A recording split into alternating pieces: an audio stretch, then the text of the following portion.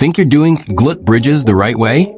Be honest. How many times have you felt it more in your lower back or quads instead of your glutes? Here's the truth. 8 out of 10 people who do glute bridges are barely activating their glutes at all. Instead, they're reinforcing bad patterns that can lead to tight hips, weak hamstrings, and yes, even lower back pain. Today, I'm going to break down the exact way to nail this exercise so you can finally build strength where it matters most. But first, let's talk about why so many people are getting this wrong. Let's start with the number one mistake I see all the time: arching the lower back. People think, the higher my hips go, the better. But what really happens? Instead of engaging your glutes, you're dumping pressure into your spine. Think of it like building a skyscraper on sand. The structure looks tall, but it's unstable. That's what you're doing to your body when you let your back take over the work. Mistake number 2, feet too far forward or too close in. If your heels are practically under but you're going to overload your quads. If they're way out in front, your hamstrings steal the show. Either way, your glutes are sitting this one out. And here's a sneaky third mistake: rushing through the reps. People treat glute bridges like a warm-up throwaway move. Bounce up, drop down, repeat. But here's the light bulb moment. Speed kills activation. If you're just bouncing, you're never giving the muscle time to fire properly. And finally, mistake number 4, neck and shoulder tension. Sounds strange, right? But think about it. How many times have you clenched your jaw or pushed your head into the floor while lifting? That tension travels down the chain and robs power from your hips. Glute bridges are supposed to be about the hips, not a full-body wrestling match with the floor. So, how do we fix all this? Don't worry, we're not about to just squeeze the glutes harder, like you've probably heard a million times. The secret lies in your setup and the way you think about movement. I'll show you exactly how to position your feet, how to brace your core, and even how to breathe so the right muscles light up. But here's the kicker. Once you get the basics down, I'll also show you some advanced tweaks that will completely change the way you feel this exercise. So much so that even one rep will feel stronger, cleaner, and more effective than 10 sloppy ones. Stick with me, because in the next section, we'll walk step by step through the perfect setup and show you how to finally make glute bridges work the way they're supposed to. Alright, now that you know the big mistakes to avoid, let's set you up for success. Think of this as building a foundation. If your setup is off, no amount of reps will fix it. But if you nail this part, every single rep will count. First, lie flat on your back. Sounds simple, right? But here's the key. Don't just flop down. Plant your shoulder blades firmly into the floor, almost like you're screwing them into the ground for stability. Your arms? Place them by your sides, palms down, not pushing, just resting for balance. Now, feet placement. This is where most people lose the glutes. You want your heels roughly a foot away from your glutes. The best test? When you lift up later, your shins should be almost vertical. That's the sweet spot where your glutes can do the heavy lifting. Before you even move, engage your core. Imagine someone's about to punch you in the stomach. You'd brace without sucking in or puffing out.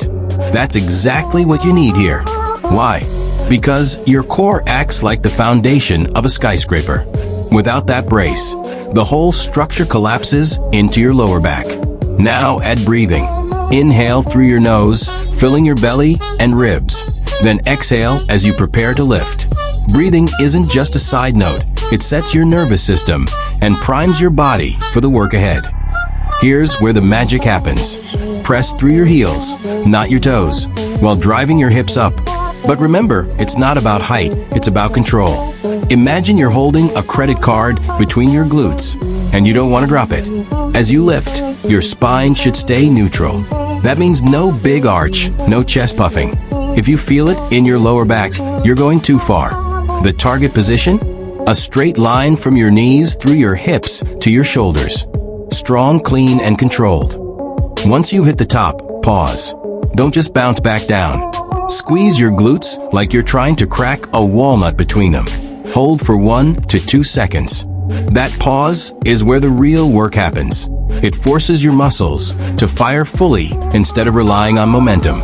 Quick question. If I asked you right now, where do you feel it? Could you confidently say, in my glutes? If not, reset, because this exercise is only as good as your mind-muscle connection. Now lower down slowly. Don't just drop. Think of it like lowering a fragile box to the ground.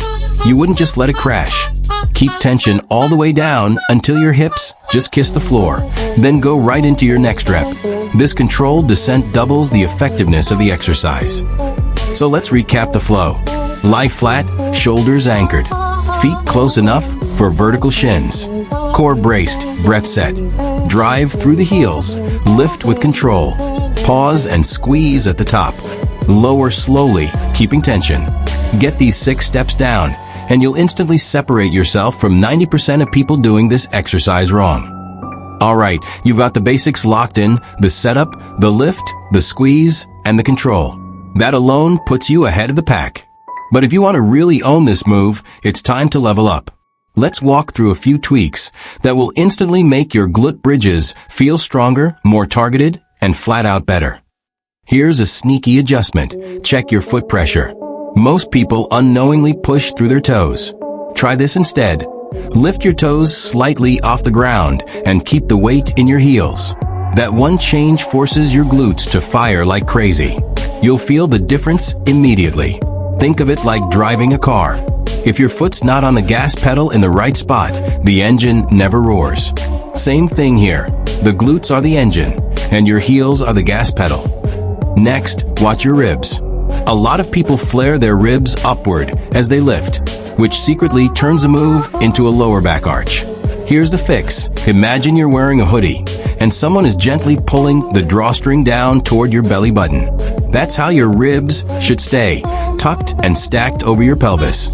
This rib control keeps the focus on your glutes instead of leaking energy into your back. It might feel like a smaller range of motion, but don't be fooled. That smaller range is way more powerful. Another upgrade? Visualization. Instead of just lifting your hips, picture your glutes as the drivers. Imagine you're pinching a pencil between your cheeks at the top of the move. Silly? Maybe. Effective? Absolutely. Studies show that just thinking about the target muscle while you're working it actually increases activation. So yeah, your brain is your best training partner here. Now let's go advanced. Ever feel like you breeze through reps without much challenge? Try adding pauses. At the top of the bridge, hold for 3 to 5 seconds before lowering.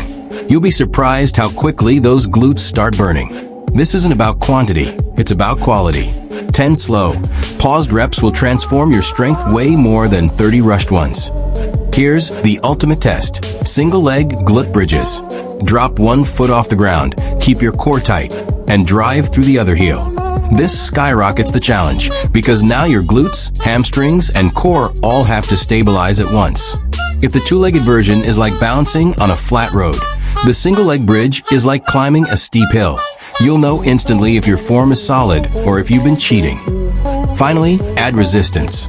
Place a band just above your knees and push out slightly as you bridge.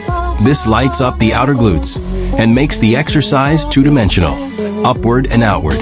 Or place a weight plate or dumbbell across your hips for added load. But, and this is huge, don't add resistance until you've mastered bodyweight form. Otherwise, you're just strengthening bad habits. So here's the takeaway. It's not just about going up and down. It's about precision. Control your foot pressure, ribs, and core. Build mind-muscle connection.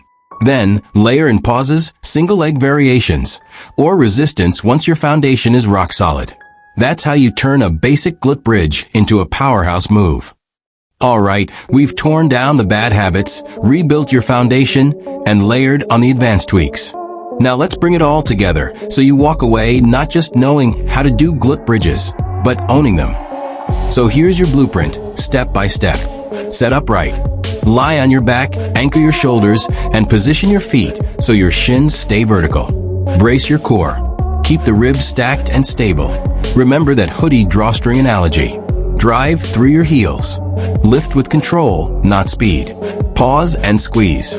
Hold at the top and feel the glutes doing the work, not your back or quads. Lower with control. Don't drop, kiss the ground and go again. Then, once you've mastered the basics, bring in the upgrades. Check your foot pressure, nail your rib control, build that mind-muscle connection. Finally, test yourself with pauses, single leg variations, or resistance. Now here's my challenge for you. Pause this video, lie down, and try 10 flawless reps right now. Not rushed, not sloppy, perfect form. Heels driving, core braced, ribs down, squeeze at the top. Notice how different it feels compared to the way you might have done them before. If you feel your glutes light up by rep 5, congrats, you're finally hitting the target. If not, that's your signal to go back, reset, and refine. Remember, it's not about how many you can do. It's about how well you can do them. Here's the bigger picture. Glute bridges aren't just a warm-up drill or a filler move. They're a cornerstone exercise. Strong glutes stabilize your hips, protect your spine, and even improve your posture and athletic performance. Every squat, every lunge, every sprint